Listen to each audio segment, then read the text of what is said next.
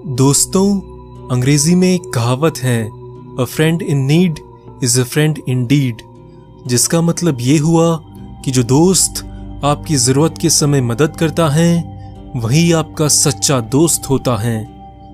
जैसे हमारी ज़िंदगी में ज़्यादातर दोस्त फर्जी होते हैं और ज़्यादा से ज़्यादा एक या दो लोग होते हैं जो हमारे सच्चे दोस्त होते हैं, वैसे ही हमारे देश भारत के भी कुछ ही मित्र देश ऐसे हैं जो सच्चे मित्र कहे जा सकते हैं। आज हम आपको एक ऐसे ही देश के बारे में बताने जा रहे हैं जो भारत के साथ हर जंग में कंधे से कंधा मिलाकर लड़ता रहा है। बात है साल 1984 की, जब भारत ने पाकिस्तान आर्मी को पछाड़ते हुए सियाचिन पर कब्जा कर लिया था। पाकिस्तान सेना इस हार की वजह से बदले की आग में जल रही थी और उन्होंने एक नए ऑपरेशन की प्लानिंग की जिसका नाम रखा गया ऑपरेशन कारगिल। पाकिस्तान सेना ने तब के राष्ट्रपति जियाउल हक के सामने ऑपरेशन कारगिल पेश किया, जिसके तहत अगर वो कारगिल पर कब्जा कर लेते हैं तो कश्मीर को बाकी के भारत से अलग किया जा सकता था। लेकिन जियाउल हक को इस ऑपरेशन के सफल होने पर विश्वास नहीं था, इसलिए उन्होंने इस ऑपरेशन को लॉन्च नहीं किया। लेकिन 1984 के 15 साल बाद परवेज मुशर्रफ ने इस ऑपरेशन को दोबारा शुरू किया। बात है साल 1999 5 मई की। लोकल ग्वालों ने बॉर्डर के पास संदिग्ध गतिविधि देखी और तुरंत भारतीय सेना को बता दिया। इंडियन आर्मी ने कैप्टन सौरभ कालिया और 5 सैनिकों को बॉर्डर का मुआयना करने के लिए भेजा, लेकिन उनमें से कोई वापस न आया। इंडियन आर्मी को जिस बात का शक था वही हुआ। पाकिस्तान सेना के जवान मुजाहिदीन का भेष बनाकर कारगिल के अंदर घुसपैठ कर चुके थे। इंडियन आर्मी ने ज्यादा वक्त जायर ना करते हुए तुरंत ऑपरेशन विजय का ऐलान कर दिया, जिसमें भारत के 30,000 से ज्यादा सैनिक शामिल थे। कारगिल युद्ध में भारतीय सेना के लिए सबसे बड़ी समस्या ये थी कि दुश्मन कारगिल की पहाड़ियों पर तैनात था और जैसे ही हमारे सैनिक पहाड़ी पर चढ़ाई करते तो ऊपर से गोलियों की बौछार हो जाती, जिसकी वजह से भारत के कई जवान वीर गति को प्राप्त हुए। और इसके अलावा पाकिस्तान के पास अमेरिका और चीन के द्वारा दिए गए हाईटेक वेपन्स थे। और तो और अमेरिका ने कारगिल के युद्ध में भारत को धोखा दिया।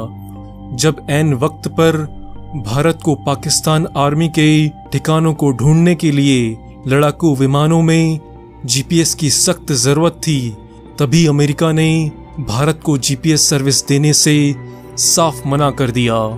ऐसे संकट के समय में दुनिया का केवल एक देश था जो भारत के साथ कंधे से कंधा मिलाकर खड़ा था और उस देश का नाम था इजराइल।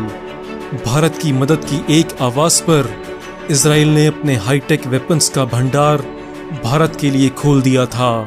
भारत को उस वक्त मानव रहित विमानों की सख्त जरूरत थी जिससे वो पाकिस्तानी आर्मी पर ऊपर से नजर रख सके।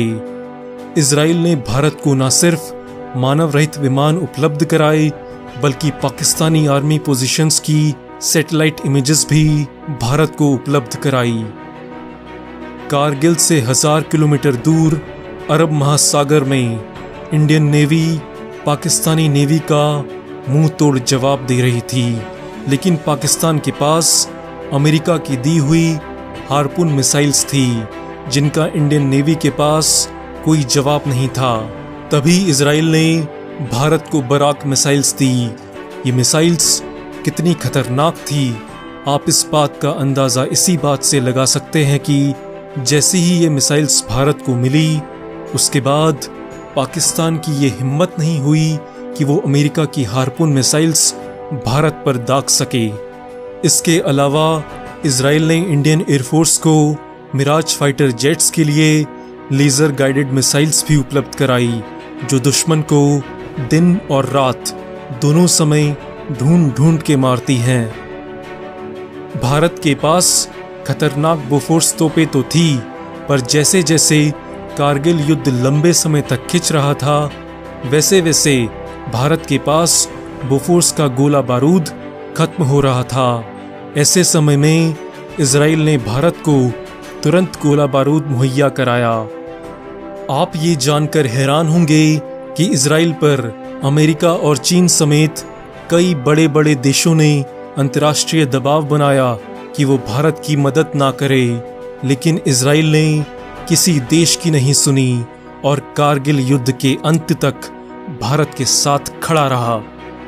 तो दोस्तों, हम इस प्रकार ये कह सकते हैं कि भारत की कारगिल पर विजय का श्रेय भारतीय सेना और सैनिकों के अदम्य साहस और बलिदान को तो जाता ही है, लेकिन उसके साथ साथ भारत के एक छोटे मगर शक्तिशाली मित्र इजराइल को भी श्रेय जाता है। दोस्तों, इजराइल और भारत की मित्रता में ऐसा पहली या आखिरी बार नहीं हुआ है जब एक देश ने दूसरे देश की मदद की हो।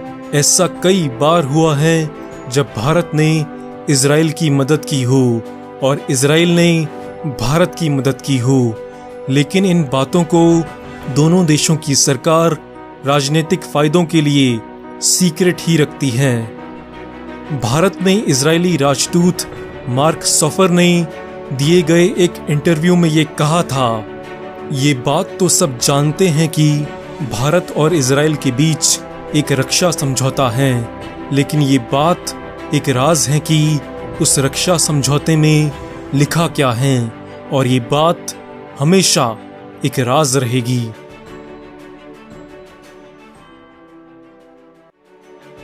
दोस्तों, अगर ये वीडियो आपको अच्छा लगा तो हो सकता है आपके दोस्तों को भी अच्छा लगे। तो अगर आप अपने व्हाट्सएप ग्रुप्स और फेसबुक पर इस वीडियो को शेयर करेंगे तो हमें मोटिवेशन मिलेगा इससे ज़्यादा अच्छे वीडियोस बनाते रहने का। दोस्तों, आप क्या सोचते हैं इस वीडियो के बारे में? आपके व्यूज़ बहुत इंपॉर्टेंट हैं, इसलिए कमेंट्स में लिखकर ज़रूर बताएं और हम सारे कमेंट्स का रिप्लाई करते हैं। और कमेंट्स में ये भी बताएं कि आप आगे आने वाले वीडियोस में क्या देखना चाहते हैं। दोस्तों, ये वीडियो देखने पर दो बातें हुई होंगी, या तो ये वीडियो आपको अच्छा लगा होगा या बेकार लगा होगा। वीडियो अच्छा लगा तो लाइक करें, बेकार लगा तो डिसलाइक करें और कमेंट्स में बताएं भी कि क्यों बेकार लगा।